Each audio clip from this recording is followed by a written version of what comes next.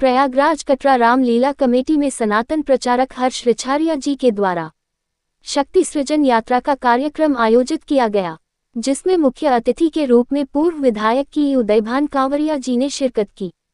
अतिथि के रूप में बिहू अटैक फिल्म मेकर व एक्टर देव मनेरिया, गोल्ड मेडलिस्ट खुशबू नंदा निषाद, जिला पंचायत अध्यक्ष कौशाम्बी जितेंद्र सोनकर, वरिष्ठ पूर्व पार्षद आनंद अग्रवाल, पार्षद सोनिका अग्रवाल, मोनिका अरोड़ा, दीपक मिश्रा, राजदीप सिंह सभी गणमान्य अतिथियों का हर्षा जी के द्वारा सम्मान और देवी कथा का संबोधन किया गया।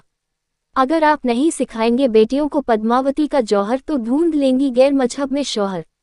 आज धर्म परिवर्तन क्यों बढ़ रहे हैं? क्योंकि हमारी पीढ़ियां गलत दिशा में भटक रही है। साथ ही कहा, लड़कियों को हमारे धर्म की खूबसूरती और गौरवशाली इतिहास बतानी पड़ेगी। अगर हम कोई कार्य सकारात्मक तरीके से करें तो धर्म, देश, समाज और राष्ट्र का कल्याण होगा। अगर आप मंदिर जाकर पूजा और दर्शन करते हैं, घर में माँ बाप का तिरस्कार तो पूजा व्यर्थ है। युवाओं को माँ बाप और गुरु का आदर करने का सर्वोत्तम मार्ग बताया।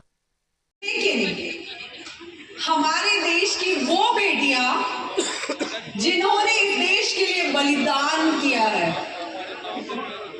हमारे देश की वो नारी शक्ति कि जब राजा को वीर गति प्राप्त हो गई, उपयोग करेंगे तो वो हमारा धर्म का, समाज का, परिवार का, देश का बेड़ा गर्क कर देगा। अब ये हम पे है कि हम क्या करना चाहते हैं और कैसे करना चाहते हैं। हमारे देश में एक बेटी ऐसी भी हुई जिनको रानी दुर्गावती के नाम से जाना जाता है।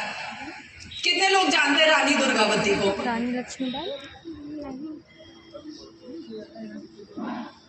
आप सोचिए कि वैसे भी ठंड में ज्यादा लोग जा चुके हैं, जो लोग बचे हुए हैं उनमें से भी 2-4 लोग रानी दुर्गावती के बारे में जानते हैं। रानी दुर्गावती बुंदेलखंड की शान थी। जब राजा महाराजा वीरगति को शक्ति तत्व दिया है, हर बेटी के हृदय में, हर बेटी के चेतना में एक शक्ति पहले से मौजूद है।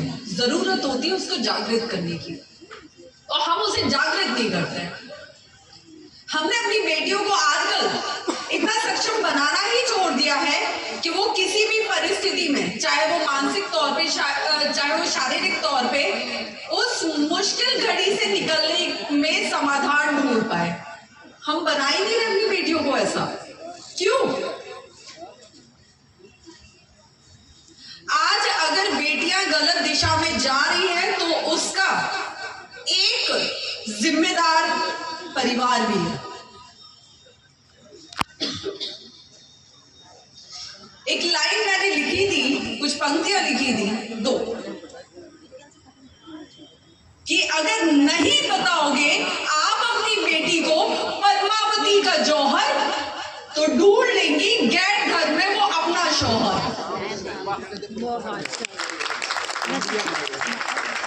तो गलती हमारी है ना कि हम अपनी बेटी को अपना इतिहास नहीं बता रहे कि बेटी क्या कुछ नहीं कर सकती है।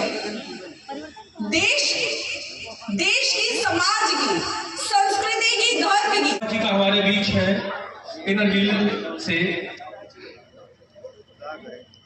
हम स्वागत करते हैं आपका। हम स्वागत करते हैं आप सभी आए हुए अतिथियों का।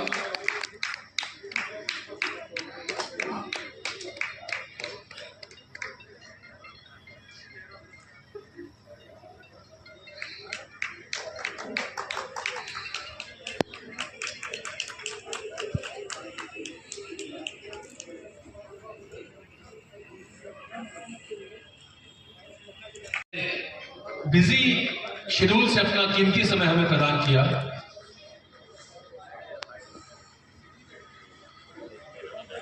हमारे बीच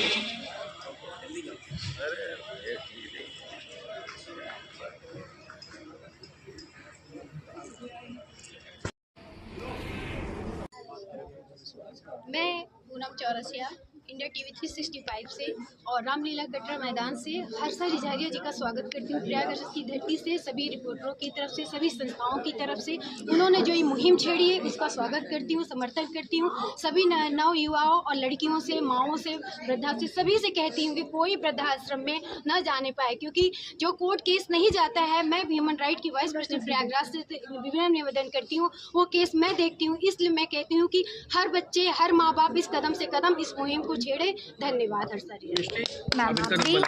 मैम आप भी बताइए। नंबर इनका है शायद।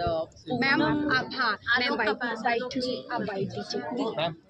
जय श्री राम जी। और आज प्रयागराज की भूमि से जो हमारा पहला कार्यक्रम हुआ, मुझे लगता है कि जितना भी प्रयागराज वासियों ने प्यार दिया है वो बहुत है। और कहते हैं कि अगर शुरुआत ऐसी है तो ये दूर तक अब जहाँ जाएगा, जहाँ तक ये आवाज़ जाएगी, ये अभियान जाएगा, ये मुहिम जाएगी, वहाँ हमें देश भर से बहुत साथ मिलेगा, बहुत स्नेह मिलेगा और सरकार का साथ तो मिलता ही है। तो जितने भी समाज के लोग हैं, चाहे वो नारी हो चाहे पुरुष हो, क्योंकि पुरुष और नारी दोनों ही एक दूसरे के पूरक है, तो सबके सहयोग से हम इस मुहिम को चलाएंगे और अपने बच्चों को अपने धर्म से, अपने परिवार से जोड़ के ही रहेंगे। हर हर महादेव।